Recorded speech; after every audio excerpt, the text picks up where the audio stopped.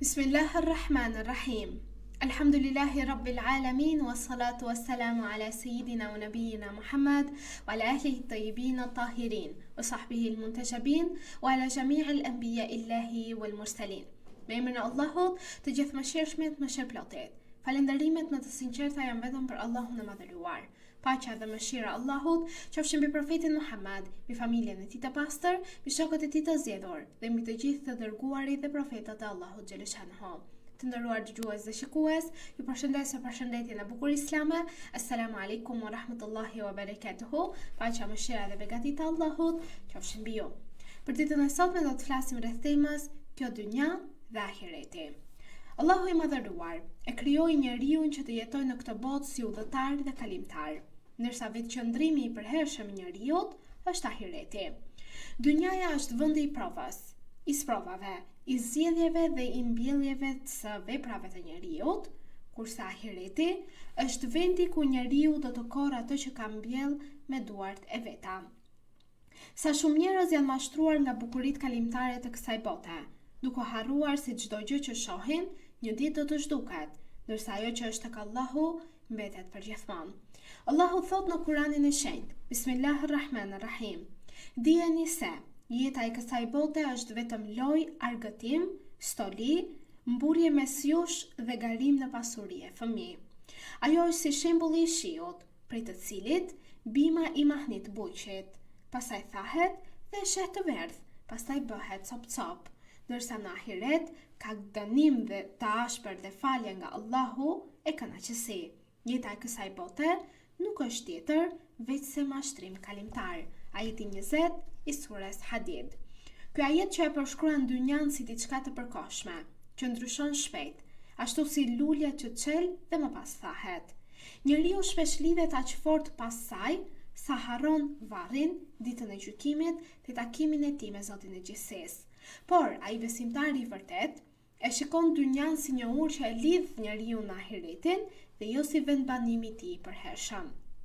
Profeti Muhammad, paqja dhe bekimet e Allahut qofshin mbi ta dhe mbi familjen e tij, ka thënë: "Je në këtë botë sikur të jesh i huaj ose një udhëtar kalimtar." Dhe ky hadith e zgjon zemrën e besimtarit që të mos mashtrohet nga rehatia, pasuria dhe dëshirat e kësaj dynjaje. Udhëtari nuk ndërton pallate në rrugë, por mendon për destinacionin e tij përfundimtar. Po kështu, edhe besimtari duhet të kujtojë se rruga e tij përfundon në ahiret, në ditën e gjykimit. Imam Aliu, paqja qoftë mbi të, ka thënë: "Dynjaja është shtëpia e kalimit, ndërsa ahireti është shtëpia e qëndrimit. Merrni nga vendi juaj i kalimit për vendin tuaj të qëndrimit." Sa fjalë madhështore që përmbledhin të gjithë kuptimin e jetës. Njeriu duhet të përfitojë nga ditët, rinia, shëndeti dhe pasuria për të grumbulluar vepra të mira, përpara se të vijë dita kur pendimi nuk do të bëjmë më dobi. Allahu thot në Kur'an: Bismillahirrahmanirrahim. Çdo shpirt do ta shijojë vdekjen dhe vetëm në ditën e Kiametit do t'ju jepen plotësisht shpërblimet tuaja. Ajeti 185 i surës Ali Imran.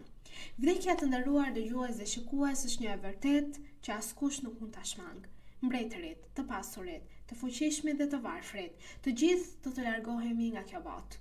Njeriu hyn në dynja me duar bosh dhe del dhe largohet prej saj vetëm duke marrë veprat e tij.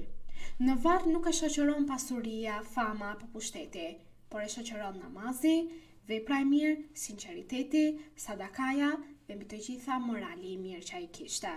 Imam Sadiku, paqja qoftë mbi të, ka thënë: "Dynjaja është si shiu, si uji i detit. Sa më shumë pi prej tij i eturi, aq më shumë i shtohet etja derisa të vdes." Kjo është natyra e dynjas. Dëshirat e saj nuk përfundojnë kurrë. Njeriu kërkon pasuri dhe nuk ngopet, kërkon pozitë dhe përsëri mbetet i pakënaqur. Ndërsa ahireti është jeta e vërtetë dhe ajo e përhershmja. Aty nuk ka lodhje, aty nuk ka padrejtësi dhe vdekje për besimtarët. Allahu thot në Kur'an: "Kjo jetë e kësaj bote nuk është veç se dëfrim dhe lojë, ndërsa jeta e ahiretit është jeta e vërtetë, sikur ta dini." Ajeti 64 i surës Ankebut. Kur njeriu e kupton këtë të vërtetë, ai fillon të jetojë ndryshe, sepse në ato momente ai braktis dynjan, por e përdor atë për ahiretin.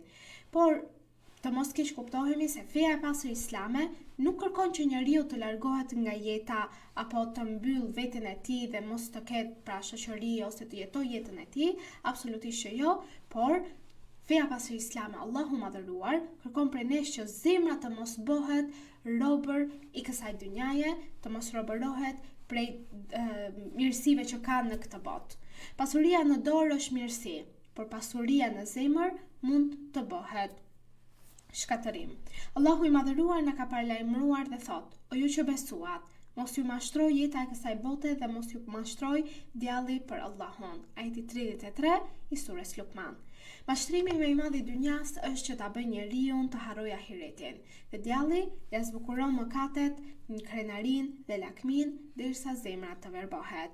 Por zemra që kupton Allahun çdo ditë më shumë dhe vdekjen mbetet çdo ditë e më shumë e zgjuar.